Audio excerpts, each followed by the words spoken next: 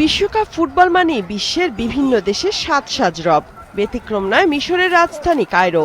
বিশ্বকাপে এবার প্রথমবারের মতো নকআউট পর্বে খেলছে মিশর। তাই ফুটবলারদের এই অর্জনকে স্মরণীয় করে রাখতে নানা ধরনের আয়োজন করে উৎসবে মাতছে দেশটির ক্রীড়াপ্রেমীরা। ক্যাফে রেস্তোরাঁয় চা কফি আর সিসার ধোঁয়ায় খেলা দেখার পরিচিত চিত্র বেড়েছে বহু। ব্যস্ততা বেড়েছে দর্জি দোকানিদের। পতাকা ও জার্সি চাহিদা বেশ। বাড়ির বারান্দা, ক্যাফে, এমনকি বিভিন্ন অফিসেও ঝুলছে দেশের পতাকা। একই সাথে বেড়েছে সালা, ওমর মারমুশ, ফাতেদের জার্সি কেনাও। প্রথমত, মিশর অনেকদিন ধরেই একটি খেলা পাগল দেশ। আর যখন জাতীয় দল ভালো খেলে এবং জেতে, তখন মানুষ সত্যি জার্সিটি পরতে চায়, কারণ এটি মিশরীয় জাতীয় দলের প্রতিনিধিত্ব করে।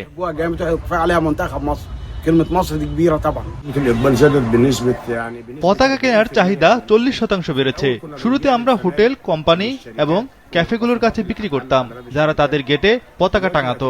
এখন দলকে সমর্থন দেওয়ার উৎসাহ যোগাতে দেশের বড় বড় কোম্পানিগুলো পতাকা কিনে তাদের কর্মীদের মধ্যে বিতরণ করছে।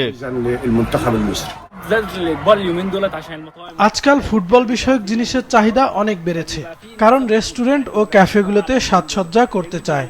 পতাকা এবং এই জাতীয় জিনিসপত্র মানুষকে দেশ নিয়ে আরো গভীরে আসতে উৎসাহিত করে, একটি সুন্দর পরিবেশ তৈরি করে। মিশর এর আগে বিশ্বকাপ খেলেছিল 1934, 1990 ও 2018 আসরে। তবে এবারই প্রথম খেলছে নকআউটে। তাই দেশটির নতুন প্রজন্মের কাছে ফুটবল দলের এই অর্জনের মাহাত্ম্য অন্যরকম। বিশ্বকাপকে স্মরণীয় করে রাখতে নানা ধরনের স্মারক সংগ্রহ করছে তারা।